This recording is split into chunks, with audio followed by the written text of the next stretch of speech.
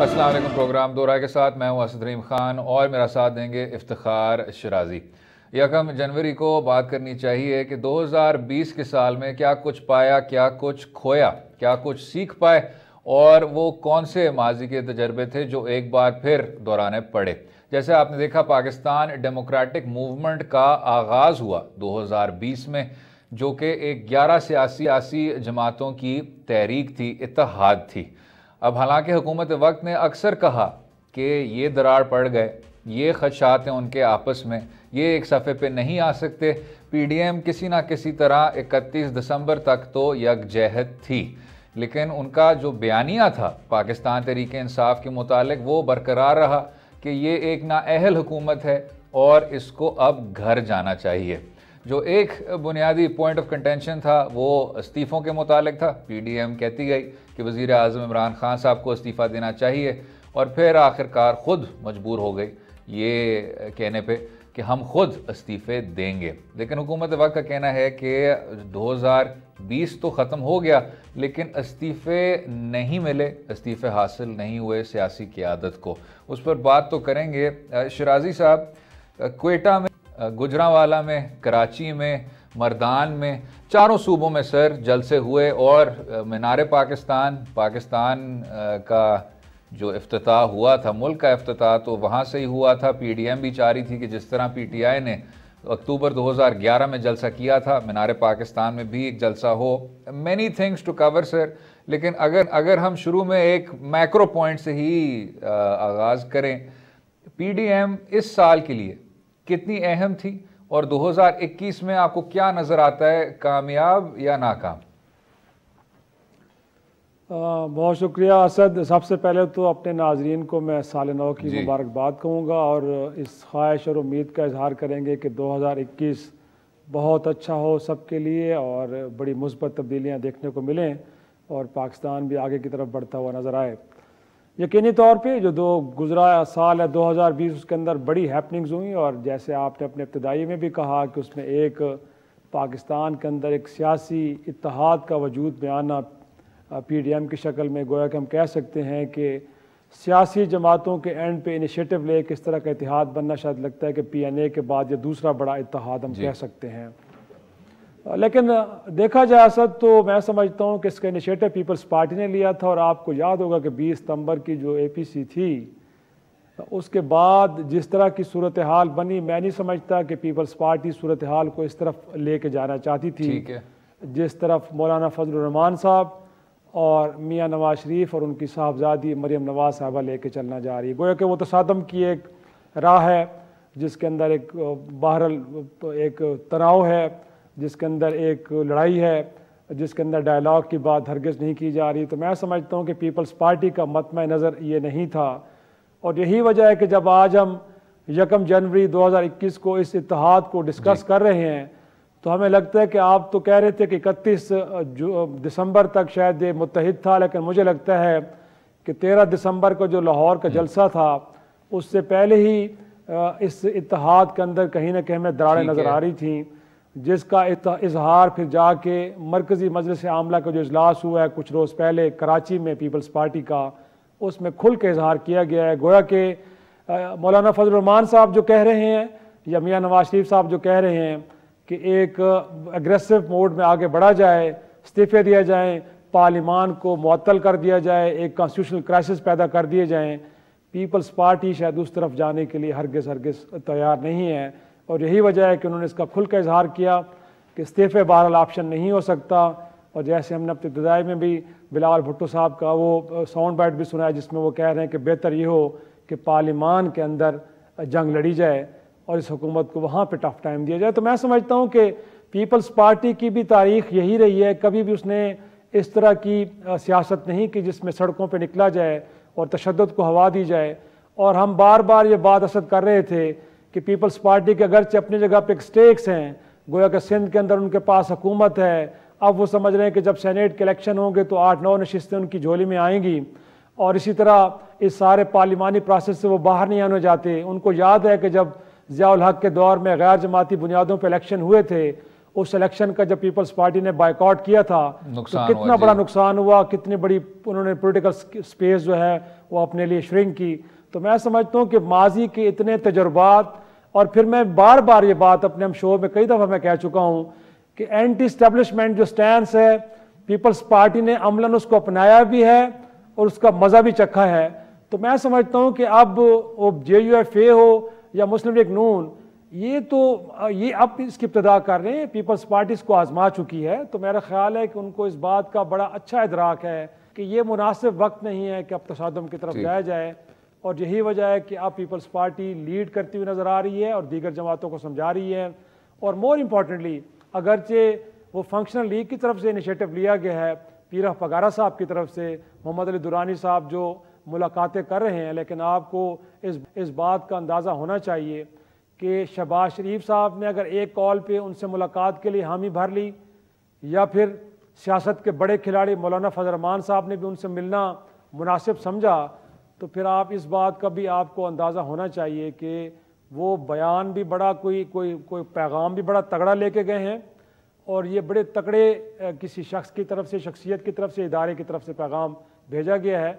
तो लगता ये है कि अब सियासी जो टेम्परेचर है असद वो नीचे आएगा और पीपल्स पार्टी की जो सोच है वो प्रिवेल करेगी, और वो ये है कि बेहतर ये हो कि ज़िमनी इलेक्शन में भी आप जाएं, सेनेट के इलेक्शन भी लड़ें, और अगर आपने अपनी पॉलिटिकल माइट शो करनी, अपने सियासी ताकत का इजहार करना है, तो पार्लियामान फोरम है, क्योंकि तसादम में फिर सब कुछ बिखरता हुआ नजर आ रहा है। और सबसे बड़ी बात जो पाकिस्तान पीपल्स पार्टी की इब्तदाई सोच थी, और उस सोच की रोशनी में ही हमने देखा NFC अवार्ड, 18वीं तरमीम, आगाज़ हकूक़ बलोचिस्तान पैकेज, और 2008 से फिर 2013 के साल देखा तारीख़ में पहली बार कि एक जमहूरी तौर पर मुंतखब हुकूमत ने अपनी मुद्दत ना सिर्फ मुकम्मल की, लेकिन जो ट्रांजिशन थी शराजी साहब वो भी पुरअमन थी और आइन के तहत हुई। उसके बाद 2013 से 2018 हालांकि वज़ीर आज़म साहब को अदालत उज़्मा ने घर भेजा, जो कि यूसुफ रज़ा गिलानी साहब को भी भेजा था, एक और पुरअमन डेमोक्रेटिक ट्रांजिशन देखने को मिली। तो उम्मीद ये करनी चाहिए तमाम सियासी जमातों से कि माजी को माजी रहने दें, और अब 2023 में भी जब लोग एक बार फिर एक सियासी जमात को मुंतखब करेंगे तो ये जो ट्रांजिशंस का सिलसिला है ये इसी तरह चलता रहे। इससे शायद कोई बेहतर सिलसिला हो नहीं सकता जिससे गैर जमहूरी क़ुव्वतें रिसीड टू द बैकग्राउंड, और जो मुस्लिम लीग नवाज़ का एक बयानिया है कि आप वोट को इज़्ज़त दें, वोट को इज़्ज़त शायद इसी चीज़ से आप जोड़ सकते हैं कि मुद्दत जो डेमोक्रेटिक डिस्पेंसेशन की मुद्दत है वो मुकम्मल हो। इसके साथ शराजी साहब जो 2020 की सबसे बड़ी कहानी है वो है कोरोना वायरस है, कोविड-19, और असल में मोन्टाज ने ही हमें थोड़ा मजबूर कर दिया। इब्तिदा वहाँ से ही करना चाहिए।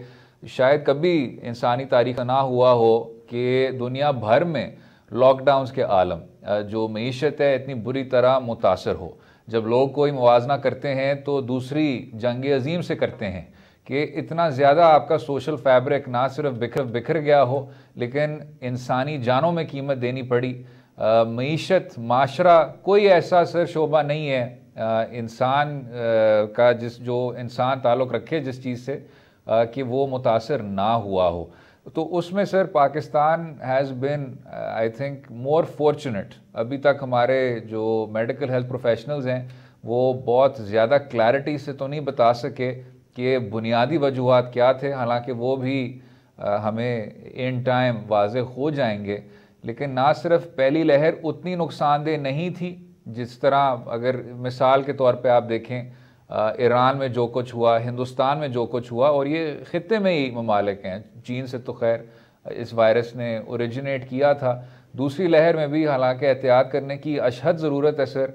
Pakistan remained ahead of the curve, किस तरह देखते हैं? लेकिन दूसरी लहर में तो देखा जाए तो खुद अब हुकूमत का ये इल्ज़ाम रहा है, और कहीं हद तक हमें लगता भी है कि अपोजिशन जमातों ने कोई ज़िम्मेदाराना रवैया इख्तियार नहीं किया, अगरचे हक़ाइक़ उनके भी सामने थे असद कि इस तरह की सोशल डिस्टेंसिंग ना अपना के, मास्क ना पहन के, बाकी SOPs को फॉलो ना करके, बहरहाल वो इसके अंदर कंट्रीब्यूट कर रहे हैं। लेकिन 2020 में ये रवैया हमें अपोजिशन की जाने से भी देखने को मिला कि बहरहाल उन्होंने इस हुकूमती गुजारिशात की और एडवाइस की परवाह नहीं की और वो जल्द से करते रहे। बिल्कुल ठीक सर। और इसके साथ जो हिफाजती लिबास के इश्यूज थे, कोरोना वायरस के वैक्सीन के शुरू में जो डिस्कशंस थी, पॉजिटिविटी की बात हो रही थी, फिर बीच में जो मुख्तलिफ थियरियाँ थी, ये शायद हमें इस चीज़ को करना चाहिए कि मार्च फरवरी के जो दिन हैं उनसे आगे बढ़ते हुए कोरोना वायरस का मुकाबला करते रहे और एम्पेरिकल डेटा के साथ उसको किसी ना किसी तरह से पाकिस्तान ने रिएक्ट किया और जवाब दिया। वक्फा लेंगे, वक्फे के बाद बात करेंगे खारजा पॉलिसी के हवाले से। रहिएगा हमारे साथ।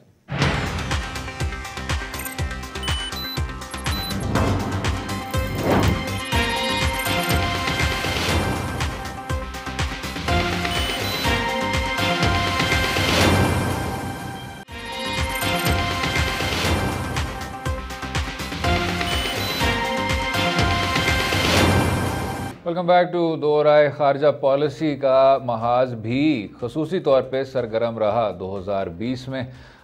इस तरह के शो में जहाँ राउंड अप करना होता है, काफ़ी मुश्किल होता है कि इतने ज़्यादा इवेंट्स को किसी तरह से एक ही सेगमेंट में कंप्रेस कर लें, लेकिन कोशिश करेंगे। शराजी साहब, सबसे पहले तो अफ़गानिस्तान सर 70 की दहाई से मुस्तकिल हालत जंग में तो है, लेकिन अब पाकिस्तान का भी किरदार है, दीगर ममालिक का भी किरदार है सहूलत कार का कि किसी ना किसी तरह से अब अमन की तरफ हालात बढ़ सकें। तो उस पर जनाब ज़रा बात करते हैं। आपने अभी देखा सदर अफ़गानिस्तान अशरफ गनी साहब का कहना कि जी इसमें पाकिस्तान का एक तामीरी किरदार है। वज़ीर आज़म इमरान खान साहब का भी कहना कि हम तवक्कुआत से भी आगे बढ़ते हुए काम करेंगे। और पहली बार अफ़गान हुकूमत और अफ़गान तालिबान के बीच ना सिर्फ मुआहदा हो रहा है, लेकिन अब एक अमरीकी इनखला की तरफ सूरत हाल बढ़ती जा रही है। किस तरह देखते हैं सर? ये बिल्कुल इसमें कोई शक नहीं है कि अगरचे हमारी ईस्टर्न बॉर्डर भारत के साथ तो ताल्लुकात हमारे कोई बेहतर उस पर भी आते हैं इस गुजरे एक बरस में, लेकिन हम वेस्टर्न बॉर्डर की बात ज़रूर करते हैं कि वहाँ पे हॉस्टिलिटी के अंदर बड़ी हद तक कमी आई है। और वो जो अफगान पीस प्रोसेस है उसके अंदर पाकिस्तान का रोल भी बड़ा खुल के वाज़े तौर पर सामने आया है। और पिछले अरसे में ख़ुद अफगान हुकाम का यहाँ पे आना और फिर तालिबान डेलीगेशन का पाकिस्तान का विज़िट करना, तो इससे लगता है कि सारे प्रोसेस के अंदर पाकिस्तान के रोल को न सिर्फ तस्लीम किया जा रहा है बल्कि अप्रिशिएट भी किया जा रहा है। फिर ये भी हमने देखा कि अफगान ट्रांजिट ट्रेड के हवाले से मुआहदों के अंदर भी तजदीद की गई। तो लगता ही है कि अफगानिस्तान के अंदर पाकिस्तान के लिए स्पेस बढ़ रही है, तो एक अच्छी बात है। लेकिन साथ में हम ये भी कहेंगे कि इस सारे पीस प्रोसेस को इनिशिएट करने वाले ट्रम्प साहब गोया के 2021 में नहीं होंगे और वाशिंगटन में एक नए प्रेसिडेंट होंगे। तो अब देखना ये है कि उनके दौर में क्या इस पीस प्रोसेस को ऐसे आगे लेके चला जाता है या कहीं ना इसमें को रखना पड़ता है। तो यकीनी तौर पे अब सारी नज़रें वाशिंगटन पे हैं कि जहाँ से बुनियादी तौर पे सारे प्रोसेस को और इसमें सर शायद इस चीज़ का भी सहूलतकार होना होगा। आपने देखा कि जब सोवियत यूनियन की इनखला हुई तो अफ़गानिस्तान में बिल्कुल ना सिर्फ खाना जंगी की सूरत हाल थी, सिविल वॉर और बेतहाशा डेप्रिवेशन। इस बार ये कोशिश करनी होगी कि अगर नजीबुल्लाह की हुकूमत गिर गई और उसके बाद मुस्तकिल सिविल वॉर हुआ, कि जब अशरफ गनी साहब की हुकूमत एक जानिब और तालिबान के जो ग्रुप्स हैं वो दूसरी जानिब, जब अमरीकी विड्रॉल हो तो एक बार फिर सिविल वॉर का सूरत हाल देखने को ना मिले। अब वो पाकिस्तान किस तरह फैसिलिटेट कर सकता है, वो भी एक तरह का मुहिमा है, लेकिन उसका भी हल निकालना होगा। क्यों शराजी साहब?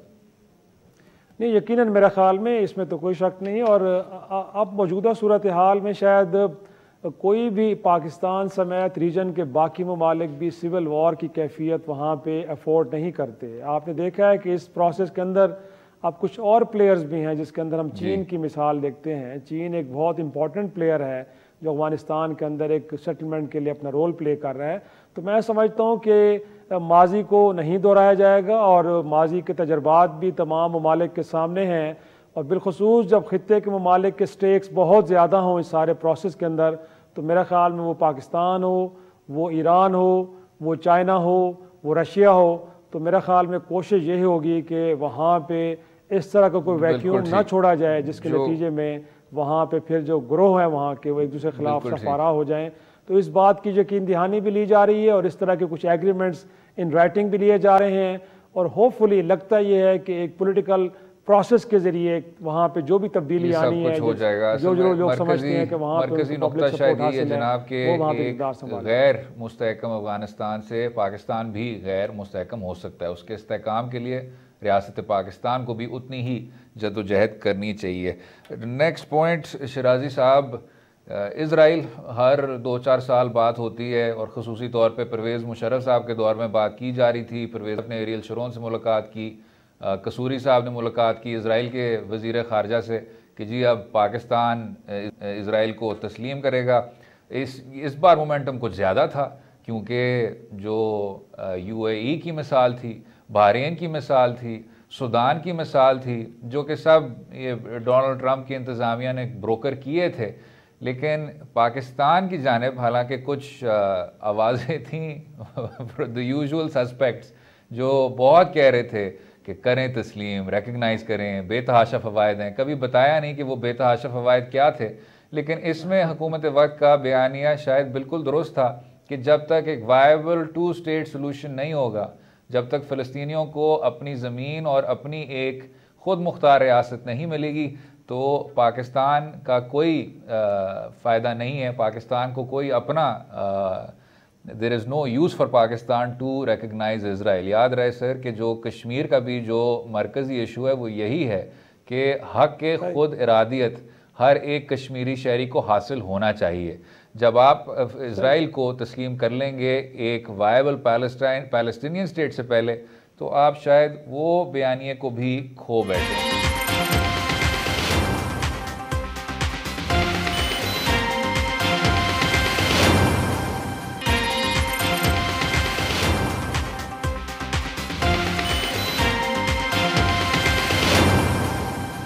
यकीनन मेरे ख़्याल में एक तो बुनियादी वजह भी यही है कि शायद कश्मीर के मामले पे हमारा जो एक स्टैंस है, जो हमारा मौक़िफ़ है, वो कंप्रोमाइज़ हो जाएगा और कल को दुनिया हमसे तकाज़ा कर सकती है कि जब फ़लस्तीन के मामले पे जो प्रिंसिपल स्टैंड था वो पूरा हुए बग़ैर पाकिस्तान आगे बढ़ा है तो फिर कश्मीर के मामले पर भी इसी तरह की बहस शुरू हो सकती है। लेकिन साथ में यकीनी तौर पर हम देखें अगर तो मुत्तहिदा अरब अमारात हो, मराकश हो, सूडान हो, बहरीन के बारे में कहा जा रहा है कि उन्होंने ज़ाहिर सी बात है कि अपने टाइज डेवलप किए हैं और 2020 के अंदर अमरीकी कोशिशों से जो मुस्लिम वर्ल्ड के अंदर जो एक जो स्पेस थी इज़राइल ने ज़रूर गेन की है। लेकिन सऊदी अरब की मिसाल भी आपके सामने है। पाकिस्तान पे तो उस तरह के डिप्लोमेटिक प्रेशर्स नहीं हैं जिस तरह के सऊदी अरब पे हम कह सकते हैं कि वाशिंगटन की जानिब से होंगे कि जिनका दिफा से लेके बहुत सारे मामलात के में अमेरिका के ऊपर डिपेंडेंसी है और उस कैंप से भी बिलोंग करता है वो मुल्क। लेकिन फिर सऊदी अरब जैसा मुल्क अगर रिलेक्टेंट है और वो भी यही मौक़िफ़ अपना रहा है कि जब तक जो प्रिंसिपल इशू है उसको एड्रेस नहीं किया जाता, गोया कि 2 रियासतें, फ़लस्तीन की रियासत का वजूद में आना जैसे तैसे भी है वो ज़रूरी है, उसके बाद आगे बढ़ सकती है। तो पाकिस्तान के अंदर तो मैं समझता हूँ कि ख़ुद लोगों के बड़े सेंटिमेंट्स हैं फ़लस्तीन को लेके और पाकिस्तान ये अफोर्ड भी नहीं कर सकता कि इस तरह का जो प्रिंसिपल स्टैंड है उसको कंप्रोमाइज़ करके आगे बढ़ा जाए। मुझे नहीं लगता कि इससे पाकिस्तान के लिए कुछ ज़्यादा फ़ायदे होंगे। हाँ ज़रूर है, पाकिस्तान को मुख्तलिफ़ हवालों से हम ये समझते हैं कि वो फैटिफ हो या दीगर फोरम्स हों जिनके ज़रिए पाकिस्तान की मईशत को लेके पाकिस्तान की खारजा पॉलिसीज़ को कंट्रोल ज़रूर किया जाता है। लेकिन मैं नहीं समझता कि अगर पाकिस्तान ये फ़ैसला करते तो उसके नतीजे में बहुत सारे जो प्रेशर्स हैं वो पाकिस्तान से हट जाएंगे।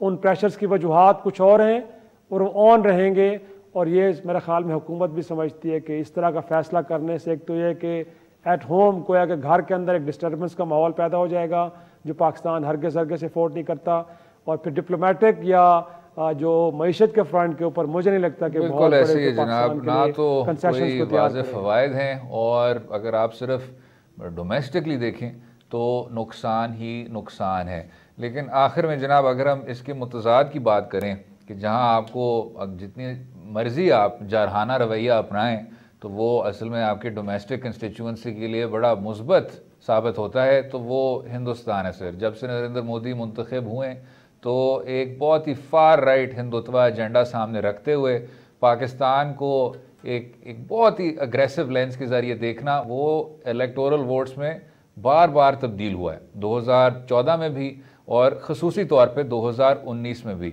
इस बार आपने देखा वज़ीर ख़ारजा DGISPR मोहिद यूसुफ साहब जो नेशनल सिक्योरिटी एडवाइज़र हैं, उन्होंने कई प्रेस कॉन्फ्रेंसेस की जिसमें शवाहिद के साथ, सबूत के साथ, वॉइस रिकॉर्डिंग्स के साथ, ये TTs के साथ, बैंक डॉक्यूमेंट्स के साथ उन्होंने दिखाया कि किस तरह ना सिर्फ डिसइंफॉर्मेशन के ज़रिए लेकिन फंडिंग के ज़रिए, जासूसी के ज़रिए हिंदुस्तान किस तरह पाकिस्तान को मुख्तलिफ़ तरीक़ों से गैर मुस्तहकम करने की कोशिश कर रहा है। तो शिराज़ी साहब, एक ज़माने में जब बात की जाती थी हिंदुस्तान और पाकिस्तान के अमूर के मुतालिक, तो जो ज़ाविया था वो बुनियादी तौर पे अमन की नज़र से देखा जाता था कि अब हालात किस तरह पुरअमन होंगे।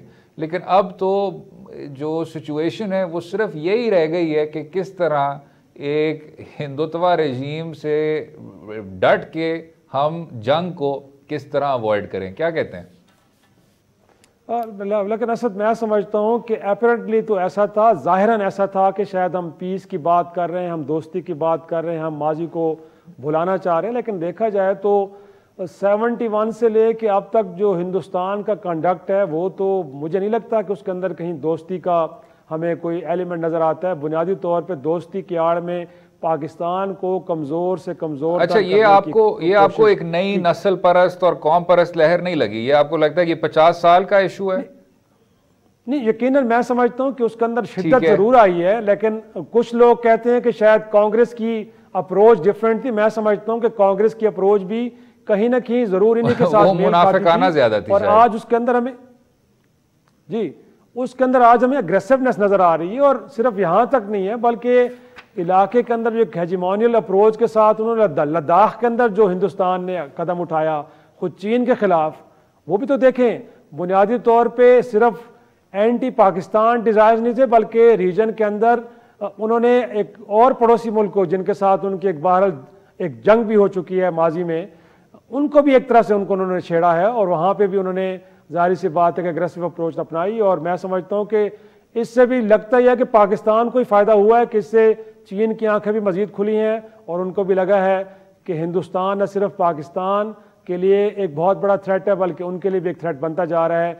और वो शायद अपने जो वेस्टर्न जो दोस्त हैं उनके साथ मिल के जो जो जो चीन की एक इकॉनमी आगे बढ़ रही है और उसके लिए एक नए रास्ते बन रहे हैं, शायद उसके लिए भी अपना कांधा पेश कर रहे हैं। तो मैं समझता हूँ कि उससे भी पाकिस्तान को ज़रूर फ़ायदा हुआ है कि खुद चीन भी एक सेंसिटाइज हुआ है और एक हमें एक जॉइंट स्ट्रेटजी नज़र आ रही है कि हिंदुस्तान के इस डिज़ाइंस को कैसे हमने नाकाम करना है। तो अब मुझे लगता है कि पाकिस्तान इस मामले में अकेला नहीं है। आपने माजी करीब में भी देखा है कि बहुत सारी इंटेलिजेंस शेयरिंग भी पाकिस्तान के साथ हुई है और आगे भी लगता है कि जो डिफेंस के ऊपर जो स्ट्रेटेजिक एक अप्रोच है वो पाकिस्तान, चीन और लगता है कि अब कहीं ना कहीं रशिया भी हमें अपने साथ खड़ा नज़र आ रहा है। बिल्कुल ठीक। और मुख्तसरन सर, शायद वक्फे से पहले ये भी बात करनी चाहिए कि हिंदुस्तान की ऑक्यूपाइंग फोर्सेस ने किस तरह कोरोना वायरस को एक हथियार के तौर पर निहत्ते कश्मीरियों के ख़िलाफ़ इस्तेमाल किया है। ना सिर्फ उनको गेटोवाइज किया है जो बिल्कुल ही आपके बेगुनाह लड़के थे, उनको ना तो वापस फैमिलीज़ को हैंड ओवर किया है। कोरोना वायरस का बार बार एक्सक्यूज़ इस्तेमाल करते हुए उन्होंने कहा कि नहीं, यहाँ जो गैदरिंग होगी उधर भी शिद्दत पसंदी, इंतहा पसंदी की रिक्रूटमेंट के हवाले से हम इसको अलाउ नहीं कर सकते। जो जुल्म की लहर थी जो कि 5 अगस्त 2019 के बाद से उसमें उसकी शिद्दत में इजाफा हुआ है, वो सिलसिला भी चलता रहा है। लेकिन दूसरी जानिब आपने देखा कि ऐसा कभी पहले नहीं हुआ कि जो बैन-अल-अक़वामी बयानिया था कश्मीर के मुतालिक वो हिंदुस्तान की जानिब से इतना ज़्यादा कमज़ोर समझा जाए या तसव्वुर किया जाए। और जो एक कोर नैरेटिव है कि यहाँ एक ऑक्यूपेशन थी, वो ऑक्यूपेशन अब एनेक्सेशन में तब्दील हो गई है और कश्मीरियों के बुनियादी हकूक़ को ना सिर्फ कुचला जा रहा है लेकिन एक वॉर क्राइम्स का सिलसिला उसकी इब्तिदा देखने को मिल रही है। वो हमने 2019 से पहले इस तरह दुनिया के 4 कोनों में शायद इतना मकबूल नहीं देखा। इसी पर वक्फा लेंगे, वक्फे के बाद बात करेंगे कुछ माशी अमूर को सामने रखते हुए। स्टे विद अस।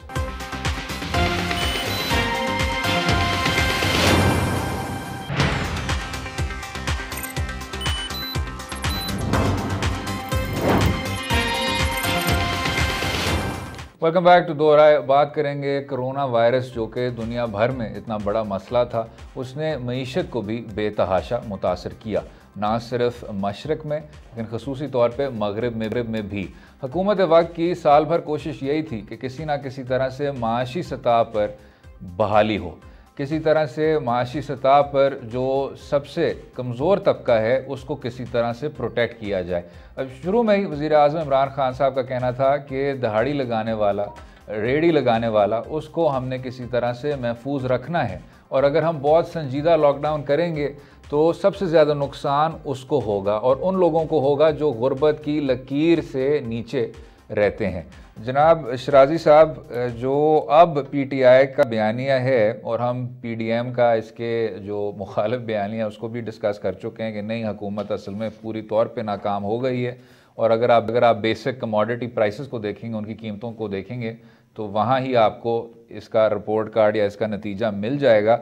हुकूमत का कहना है कि जितनी तेज़ रफ्तार पर हमने रिकवरी की है वो ख़ित्ते में भी एक बहुत बड़ा एक सक्सेस, एक बहुत बड़ी कामयाबी समझी जानी चाहिए। किस तरह देखते हैं जनाब? और जो अब 2020 के क्लोज आउट होते हुए कुछ अच्छे इंडिकेटर्स हैं एक्सपोर्ट्स के हवाले से, करंट अकाउंट्स डेफिसिट के हवाले से, इकोनॉमिक एक्टिविटी के हवाले से, कंस्ट्रक्शन और टेक्सटाइल्स के हवाले से, उसको किस तरह देखते हैं? नहीं, इसमें तो कोई शक नहीं है कि अगरचे इस कोरोना वायरस ने पूरी दुनिया को हिला के रखा है और दुनिया की मईशतों के अंदर बड़ी बुरी तरह हमने बहरानी कैफियत देखी है, लेकिन बड़ी हैरान कुन बात है कि पाकिस्तान के अंदर ना तो उस तरह के कंप्लीट लॉकडाउन किए गए, और अगरचे मईशत हमें मनफी में इनिशली नज़र आई, लेकिन अब इशारे बड़े मुस्बत हैं। और अगर अब मैं अदाद शुमार के ऊपर नज़र डालूँ असर, तो अब बड़ी पॉजिटिव चीज़ें देखने को मिल रही हैं। पाकिस्तान की अंदर अब अगर आप देखें तो पिछले 22 माह में गोया कि हमें अब महंगाई के अंदर एक कमी नज़र आ रही है, और दिसंबर के स्टेटिस्टिक्स देखें तो जो अफरात ज़ार है, गोया कि इन्फ्लेशन है वो सिंगल डिजिट में आ चुकी है, तो ये एक बड़ी अच्छी बात है। साथ में हम देखें तो स्टॉक मार्केट जो है वो 44,000 का जो है वो हिंसा अबूर कर चुकी है, और पिछले एक दिन के अंदर 850 पॉइंट्स का इजाफा होना गोया कि बहुत अच्छी बात है। फिर हम अगर एक्सपोर्ट की बात करें सर, तो बड़ी हैरान कुन बात है, मुल्क की तारीख में पहली बार, गोया कि दिसंबर के स्टेटस की बात करूं अगर, तो ये पहली बार हुआ कि किसी एक माह के अंदर पाकिस्तान की हिस्ट्री में एक्सपोर्ट रिकॉर्ड हुए हैं। गोया कि 2 अरब 35 करोड़ डॉलर की हमने एक्सपोर्ट्स किए हैं, और अगर देखा जाए तो जुलाई से लेकर दिसंबर तक हम कोई 12 अरब 10 करोड़ डॉलर की हम एक्सपोर्ट कर चुके हैं, तो बड़ी अच्छी बात है। ये इस पेंडेमिक ने जहां दुनिया में क्राइसिस पैदा किए हैं, वहां पाकिस्तान के लिए बहुत बड़ी अपॉर्चुनिटीज़ भी लेके आया है, और देखा जाए तो आलमी मंडी में पाकिस्तान की टेक्सटाइल की बिलखसूस जो मांग है वो बढ़ती जा रही है। एक और अच्छी खबर जिसके ऊपर पाकिस्तान की माजी की हुकूमत को भी बड़ा हर्फ तनकीद बनाया गया, और अब भी गोया कि वो जो गर्दशी कर्जा है IPPs को लेके बिजली पैदा करने वाली कंपनियों को, अब बड़ी अच्छी खबर 4-5 तारीख को असर सुनने को मिल रही है, और कहा यह जा रहा है कि एग्रीमेंट ऑलमोस्ट कंप्लीट हो चुका है, और इन IPPs को 450 अरब रुपए की यकमुश्त अदायगी कर दी जाएगी, और जो बाकी मांदा रकम है वो भी 2021 दिसंबर तक अदा करके ये जो गर्दशी कर्जे हैं इनसे जान छुड़ाई जाएगी, और उसके नतीजे में इन IPPs के साथ एक नया एग्रीमेंट होने जा रहा है। साहब, आपको इंटरप्ट कर रहा हूं सर, लेकिन बहुत मुख्तसरन इस पे जो इशरत हुसैन साहब की एक पॉलिसी है कि हमें किसी तरह से अब सनराइज वाली इंडस्ट्रीज की तरफ जाना चाहिए, यानी विंड, सोलर और IPPs से अब आप हटें, कोल से अब आप हटें, ये भी बहुत खुश आइन किस्म का रुझान है। और अगर इसी पॉइंट पे ये MOUs बन जाएं या ये मुआहदे बन जाएं इन IPPs के साथ, तो जो 90 की दहाई में बेतहाशा नुकसानदेह एनर्जी पॉलिसीज़ हमने देखी 96 वाली और 2002 वाली, जो सबसे तामीरी चीज़ हो सकती है सर वो ये है कि इन एग्रीमेंट्स के बाद हुकूमत उनको भी रीनेगोशिएट करके एक फ्रेश एग्रीमेंट्स की सतह पे फिर हमें गर्दिशी कर्जे से किसी तरह से आज़ाद करे। क्या कहते हैं? नहीं, बिल्कुल बिल्कुल, मैं समझता हूँ कि अब तक के जितने भी एग्रीमेंट हैं हम इल्ज़ाम नहीं देते, बट जो माजी की हुकूमतों ने किया वो तो इन्वेस्टर फ्रेंडली नहीं थे बल्कि उनकी फेवर में थे यार। ये तो मैं हैरान होता हूँ कि अगर कोई बिजली प्रोड्यूस नहीं भी कर रहा तो आप उसको कैपेसिटी पेमेंट की शक्ल में अरबों रुपए दे रहे हैं, खुदा का वास्ता। अगर कोई प्लांट चले तो फिर तो आप पेमेंट करें, बट आपने ऐसे एग्रीमेंट किए कि कैपेसिटी गोया कि अगर आपकी कैपेसिटी इतनी प्रोड्यूस करने की है तो आप करें या ना करें, हुकूमत पाकिस्तान आपको पे करेगी आम लोगों से पैसे लेके। साथ में आपने ये एग्रीमेंट किया कि हम आपको डॉलर में पे करेंगे, गोया के पाक रुपये में नहीं करेंगे, गोया कि हम महंगा डॉलर खरीदेंगे और आपको उसी में पेमेंट करेंगे। आप इन चीजों को रिजेक्ट किया जा रहा है और कहा यह जा रहा है असद कि जी 850 अरब रुपए का पाकिस्तान को सालाना फायदा होगा और उससे मोर इंपॉर्टेंटली आम आदमी को भी सस्ती बिजली मुयसर होगी। तो इस बात को जरूर अप्रिशिएट करना चाहिए कि हुकूमत कुछ इकदाम ऐसे ले रहे हैं कि जो बहरहाल अवाम के मफाद में है और उससे पाकिस्तान को फ़ायदा भी होगा। बिल्कुल ठीक। और इसके साथ सर जो एक और पॉइंट है, आपने देखा कि पाकिस्तान मुस्लिम लीग नवाज़ की हुकूमत पे बेतहाशा तनकीद हुई कि आपने इसको डॉलर पे पैक क्योंकि किया हुआ था, इस तमाम मीशत को, आपकी मीशत ही एक इम्पोर्ट सेंट्रिक इकॉनमी बन गई। उसके बाद जो फिर केयर टेकर हुकूमत के वक्त ही जो बेतहाशा आपने रुपए की डिप्रीशिएशन देखी, हुकूमत का कहना है ये काफ़ी कुछ हमें विरासत में मिला, लेकिन हम कोशिश कर रहे हैं कि किसी ना किसी तरह से करेंसी भी हमारी स्टेबलाइज हो जाए। क्या कहते हैं जनाब, इस तरह के कुछ आपको नज़र आए पॉलिसी अनासर? क्योंकि हफीज़ शेख साहब का यही कहना है कि करेंसी आपकी स्टेबलाइज हो जाएगी। मेरे ख्याल में हो जाएगी यकीनी तौर पे। वैसे भी देखा जाए तो किसी भी हुकूमत के लिए पहले चंद माह बड़े इंपॉर्टेंट होते हैं, उसके अंदर बड़े मुश्किल सूरत हाल होती है। जिस तरह ख़ुद प्राइम मिनिस्टर ने भी कहा कि उन्हें तो शायद 1 साल चीज़ों को समझने में लगा, उनको जो फिगर्स पेश किए जा रहे थे एक्चुअल फिगर्स कुछ और थे। तो मैं समझता हूँ कि अब चीज़ें को दुरुस्त डगर पे चल पड़ी हैं और इसी तरह अगर आगे बढ़ती रहीं तो मैं समझता हूँ कि चीज़ों को बेहतर अंदाज में एड्रेस कर लिया जाएगा। और जिस तरह के हमें इशारे मिल रहे हैं मुस्बत, वो एक्सपोर्ट के अंदर हों या लोकल इंडस्ट्री हो, जिस तरह आप भी कह रहे हैं कि विंड की तरफ भी जा रहे हैं। फिर उसके बाद हमने देखा है कि जो सी पैक के तीसरा मरहला है उसके अंदर कहा जा रहा है कि अब ज़राअत को अहमियत दी जा रही है। पाकिस्तान की मईशत की बैकबोन तस्वर होती है ज़राअत, और अगर वहाँ पर भी हम समझते हैं कि बेहतर अंदाज में चीज़ों को एड्रेस किया जाता है तो मेरा नहीं ख्याल असद कि फिर हम ये ना कह सकें कि पाकिस्तान की इकोनॉमी भी बड़े फास्ट ट्रैक पे आगे बढ़ेगी। और इसके बारे में भी जो प्रेडिक्शंस हैं जो माजी में बड़ी अच्छी रही हैं, बीच में ज़रूर गड़बड़ हुई है, लेकिन लगता ये है कि फिर ये अपने ट्रैक पे आ सकती है। आपने ही सर क्योंकि गड़बड़ का जिक्र किया, जो चौथी चीज़ है वो यही है कि आपके जो बहुत बड़े बड़े एंटी कम्पेटिटिव प्लेयर बन गए इस मीशत में। वैसे तो 60 की दहाई में ही महबूब उल हक साहब ने हमें वार्न किया था 22 फैमिलीज़ का, लेकिन अब 2021 में 22 फैमिलीज़ अगर आप ना कहें तो शायद अब तो सिर्फ कोई 11-12 फैमिलीज़ रह गई होंगी। इसमें आपने देखा शराजी साहब मैसिव कार्टलाइजेशन, ऑटो में, चीनी में, आटा में। अब आप इसमें देख लें जो इतना बड़ा तेल का बहरान भी देखने को मिल रहा है और कॉन्फ्लिक्ट ऑफ इंटरेस्ट के इल्ज़ामात लग रहे हैं। बहुत देर बाद हम इस शो पे डिस्कस कर चुके हैं कि लाहौर हाई कोर्ट का तारीखी फैसला आया है, कंपटीशन कमीशन को बाइख्तियार किया जाए और जो कंपटीशन कमीशन का चैलेंज हुआ हुआ कानून था 2010 का, उसको आईनी करार दिया है। और ये इसमें जो अटॉर्नी जनरल फॉर पाकिस्तान है उनका भी बहुत मुस्बत किरदार था, पूरी तौर पे वो केस लड़े और कामयाब हुए। लेकिन अब sir the road ahead is very long. आपने इसी कमीशन को बाइख्तियार करना है। जो शुगर इंक्वायरी कमीशन रिपोर्ट में सब कुछ आपको बताया कि किस तरह प्राइस फिक्सिंग हुई, बैरियर्स टू एंट्री आए, डबल बुकिंग हुई, अफगानिस्तान में जो कुछ हुआ। फिर जो आटे की इंक्वायरी रिपोर्ट है सर, उसमें भी ये जो सारे प्लेयर्स कर रहे थे जो फार्मर्स के साथ कर रहे थे, और IPPs की तो रिपोर्ट पूरी तौर पे पब्लिक नहीं हुई। फिर एंड में हमने उसके कुछ हवाले देख लिए। आपकी जो सारी इंडस्ट्री है sir, it is entirely anti competitive, consumer को कोई बेनिफिट नहीं पहुंच रहा और 2-4 बड़े मगरमच्छों के फ़ायदे के लिए आपने अपनी तमाम मीशत रिग कर ली है। अब PTI का हमेशा से एक प्रो कंपटीशन बयानिया रहा है, उसमें आपको कोई प्रोग्रेस नज़र आ रहा है या इधर भी बस हुकूमत वक्त की जानिब से तनकीद बराए तनकीद ही होगी? नहीं, मेरे ख्याल में तहकीकात की हद तक चीज़ों को एक्सपोज करने की हद तक तो ज़रूर आ रहा है, लेकिन मैं समझता हूँ कभी भी कंपटीशन कमीशन को बाख्तियार करना, इसी तरह स्मगलिंग की रोकथाम और FBI के निज़ाम को दुरुस्त करना, इमिग्रेशन के निज़ाम को दुरुस्त करना, कस्टम के निज़ाम को दुरुस्त करना, ये वो सारे इकदाम हैं जहाँ पे भी बड़े बड़े इनिशिएटिव लेने पड़ेंगे, तब जाके चीज़ें एड्रेस होंगी। असद उससे पहले हरगिज़ नहीं हो सकती। और बिल्कुल आखिर में सर, क्योंकि 2020 का राउंड अप है, तो वो लोग जो दुनिया से रुखसत हो गए और जिनकी बेशक कॉन्ट्रीब्यूशंस थी पाकिस्तान के लिए और पाकिस्तान के मुस्तकबिल के लिए, हासिल बज़ेंजो साहब, ज़फ़रुल्लाह ख़ान जमाली साहब, फ़खरुद्दीन जी, इब्राहीम साहब और बहुत ऐसी शानदार किस्म की शख्सियात जिन्होंने पाकिस्तान की तारीख़ में अपना नाम बनाया और उसके लोगों के लिए बेतहाशा बतौर रियासत के नुमाइंदे फ़राइज़ अंजाम दिए, आज भी उनको अच्छे अल्फाज में सब याद करते हैं। उम्मीद है आपको आज का प्रोग्राम पसंद आया होगा। मुझे और शराजी साहब को अपनी राय से भी आगाह कीजिए और इजाज़त दें। कल तक खुदा हाफ़िज़।